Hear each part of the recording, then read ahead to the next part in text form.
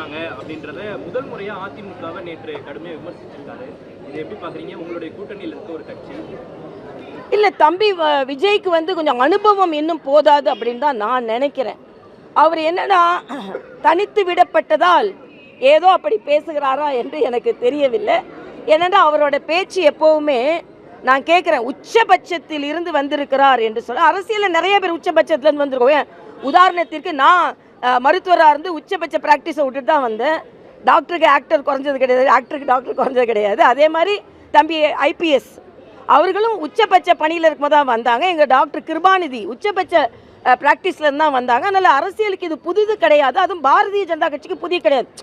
ஏதோ தியாகம் செய்கிறேன் பேசிக்கொண்டு, ஆனால் இன்று 30 வருஷமாக நடித்து முடிச்சுட்டு தானப்பா தம்பி வரீங்க. அதனால் தம்பிக்கு கொஞ்சம் அனுபவம் பத்தாது. ஒரு சின்ன தம்பி பேசுகிறாருன்னு தான் நான் எடுத்துக்கொள்ள முடியும். அவர் பேசுவதனால தேசிய ஜனநாயக கூட்டணி குறைந்து விட போவதில்லை. தேசிய ஜனநாயக கூட்டணி வெற்றி பெறும். இன்று உண்மையிலேயே போட்டி என்பது திமுக கூட்டணிக்கும் தேசிய ஜனநாயக கூட்டணிக்கும் தான். அதனால் இன்று அவர் என்ன சொல்கிறார், கூடுதல் சக்தி வந்தால் அதோடு, இல்லை என்றால் தனி சக்தியாக அப்படின்றாரு. இப்போ கூடுதல் சக்தியாக அவரோட வருவதற்கு கூட பல பேர் தயாராக இல்லை. ஏனென்றால் அனுபவம் இல்லை அரசியலில் என்பதை அவர் புரிந்து கொள்ள வேண்டும். விஜய் அவர்கள் உண்மையிலேயே திமுகவை தோற்கடிக்க வேண்டும் என்று உங்கள் எண்ணம் இருந்தது என்றால், நான் விஜய் வந்து ஒரு ஜீரோ மாதிரி, இப்போ ஜீரோன்னு சொல்லலை, விஜய் ஒரு ஜீரோ மாதிரி. ஜீரோ தனியாக இருந்தால் வேல்யூ கிடையாது. ஆனால் அதே ஜீரோ இன்னொருத்தவங்க கூட சேர்ந்தால் வேல்யூ. ஆக இன்னைக்கு வெற்றி பெற வேண்டும் என்றால் தேசிய ஜனநாயக கூட்டணிக்கு தான் மக்கள் ஆதரவு தருவார்கள். இன்றைக்கு திமுக கூட்டணியில் உள்ள கட்சிகளுக்கே நம்பிக்கை இல்லை திமுக வெற்றி பெறும்னு. அதனால தான் திருமாவளவன் என்ன சொல்றாரு, பெரியவர் ராமதாஸை சேர்க்கலாமா வேண்டாமா, அவர் பதில் சொல்ல மாட்டேன்றார். நான் பாலட்டி டிஎம்கேட்ட போட்டுட்டேன்னு சொல்றாரு.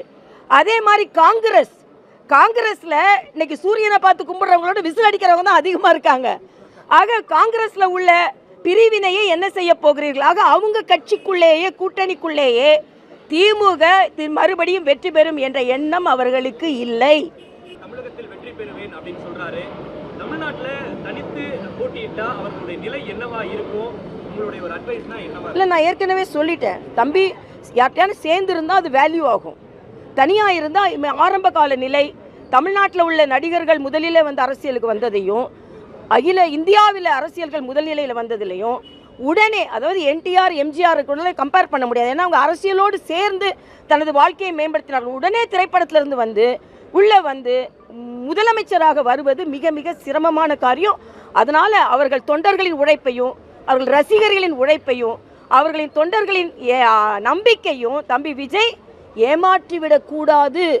எந்த கூட்டணி வெற்றி பெறுகிறதோ அந்த கூட்டணிக்கு ஆதரவாக இருக்க வேண்டும் என்பது மட்டுமல்ல, இன்னொன்னே சொல்கிறேன், தேசிய ஜனநாயக கூட்டணி ஆட்சிக்கு வந்தால் தம்பி விஜய் எந்த பிரச்சனையும் இல்லாமல் அரசியல் செய்யலாம். ஆனால் திமுக ஆட்சிக்கு வந்தால் கரூர் ஞாபகம் வச்சுக்கோங்க. அதனால் அதையும் நீங்கள் சிந்திக்க வேண்டும் என்று நான் கேட்டுக்கொள்கிறேன்.